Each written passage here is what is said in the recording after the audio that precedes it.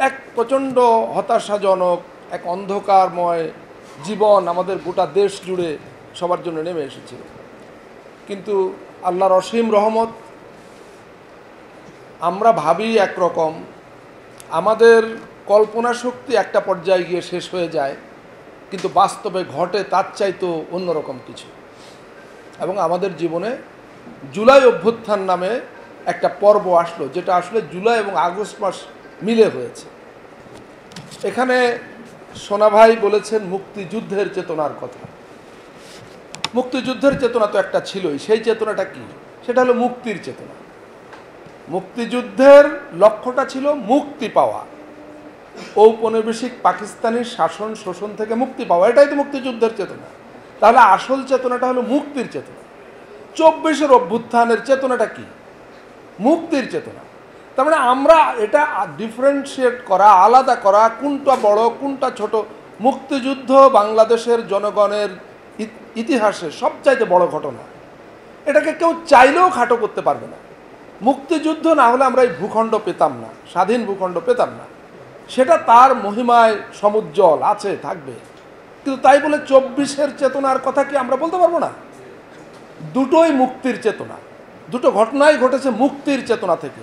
সুতরাং মুক্তিযুদ্ধের চেতনা, 24-এর চেতনা আলাদা আলাদাভাবে উল্লেখ করার চেয়ে আমরা আমাদের মুক্তির চেতনাটাকে আফোর্ড করি, ঊর্ধ্বে তুলে ধরি এবং মুক্তির চেতনার সঙ্গে সঙ্গতিপূর্ণ কাজগুলো আমরা করি।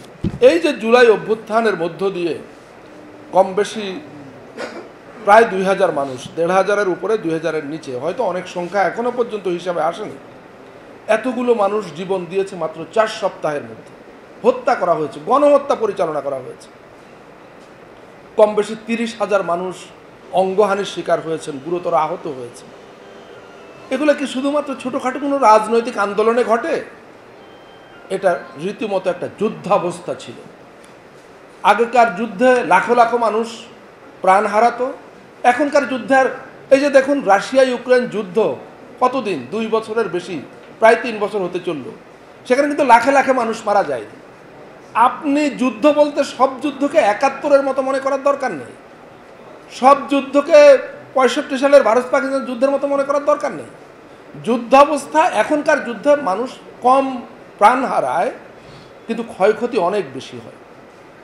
সুতরাং আমরা 2024 সালে যে ঘটনা প্রবাহের মধ্য দিয়ে এসেছি, এটা একটা যুদ্ধাবস্থা ছিল এবং যুদ্ধের মধ্য দিয়ে একটি পক্ষ পরাজিত হয়েছে, যেই পক্ষকে আমরা বলি মাফিয়াতান্ত্রিক ফ্যাসিস্ট।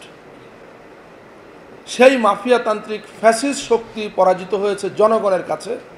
তারা এই দেশের সমস্ত আইন শৃঙ্খলা রক্ষাকারী বাহিনীকে নিজেদের কবজায় নিয়ে তাদেরকে জনগণের বিরুদ্ধে লেলিয়ে দিয়েছিল এবং সেই সশস্ত্র বাহিনীর বিরুদ্ধে নিরস্ত্র জনগণের প্রতিরোধ বিজয়ী হয়েছিল। সেই বিজয়ীর মধ্য দিয়ে আমরা আজকের এই মুক্ত পরিবেশ পেয়েছি। জায়গাটার নাম বৈদ্যনাথ তলা ভবরপাড়া, তাই তো? সোনা ভাই নিশ্চয়ই আমার কথা শুনছেন। বৈদ্যনাথ তলা ভবরপাড়া এই বাংলাদেশ রাষ্ট্রের জন্মের এক অবিচ্ছেদ্য অঙ্গ।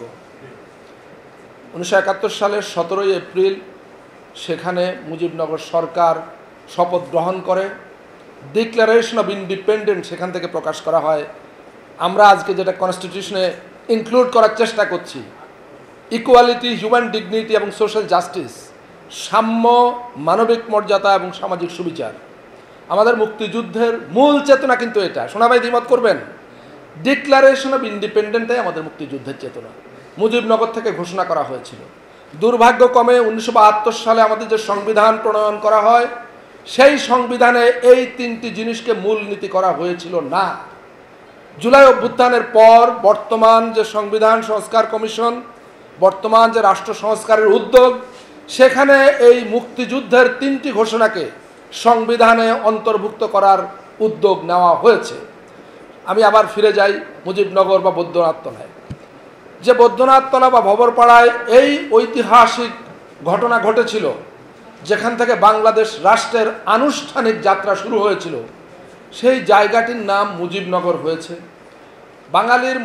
বাংলাদেশের জনগণের মুক্তি সংগ্রামে, স্বাধিকারের আন্দোলনে শেখ মুজিবুর রহমান সাহেবের যে অবদান, এটা অস্বীকার করবার, এটাকে উপেক্ষা করবার কোনো সুযোগ নেই। কিন্তু মুজিবনগর ব্যাপারটা সম্পূর্ণ ভিন্ন। যেই মুজিবনগরে জনাব শেখ মুজিবুর রহমান সাহেব কোনোদিন আসেননি, তার সঙ্গে এই মুজিবনগরের কোনো সম্পর্ক নাই।